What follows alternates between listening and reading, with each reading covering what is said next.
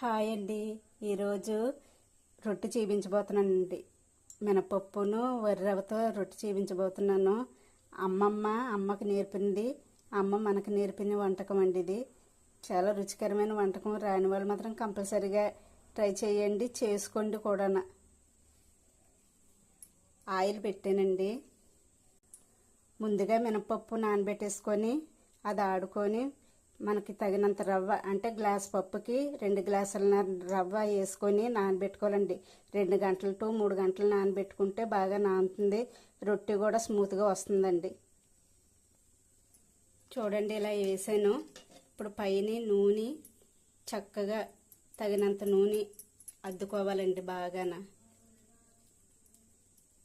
పక్కల్ని కూడా చూడండి, ఆయిల్ అంత వచ్చేలా ఉంటే రొట్టె మనకి ఈజీగా కూడా వస్తుందండి కాయలేక. ఈ స్పూన్తో 2 స్పూన్లు వేసానండి ఆయిల్. ఇందులోదే 2 కప్పులు రుబ్బు తీసి రొట్టె చేశానండి. అదే అండి బెల్లం, మన కొబ్బరి రొట్టె అంటాం కదండి, కొబ్బరి రొట్టె చేశానండి. దాని తయారీ విధానం చెప్తాను చూడండి. కాస్త కొబ్బరి తురుమండి, కొద్దిగా పంచదార, బెల్లము, శనగపప్పు అండి. ఇవన్నీ రుబ్బులో కాస్త కొద్ది రుబ్బు తీసుకొని అందులో కలుపుకున్నానండి.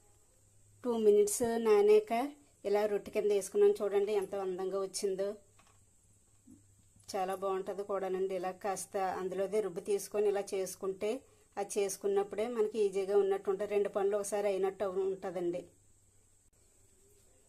శిరోభారానికి నవరత్నం తైలం ఎంత అవసరమో ఈ వంటలకి.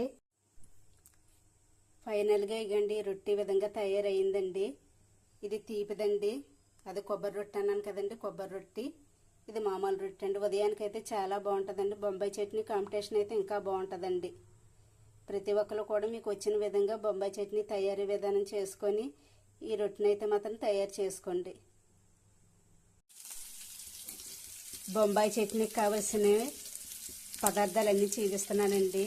ఉల్లిపాయ, పచ్చిమిర్చి, అల్లం, కరివేపాకు, తాలింపులు వేసానండి. పోపు దినుసులు 3 స్పూన్లు శనగపిండి కలుపుకొని పెట్టుకున్నానండి. టమాటా అండి, కొత్తిమీర. రొట్టెకి ఈ బొంబాయి చట్నీ అయితేనే చాలా బాగుంటుందండి. ఉల్లిపాయ ఎక్కువ వేయకముందే టమాటా వేసుకోవాలండి. ఉల్లిపాయ ఎక్కువ వేయకపోతే బొంబాయి చట్నీకి బాగోదండి.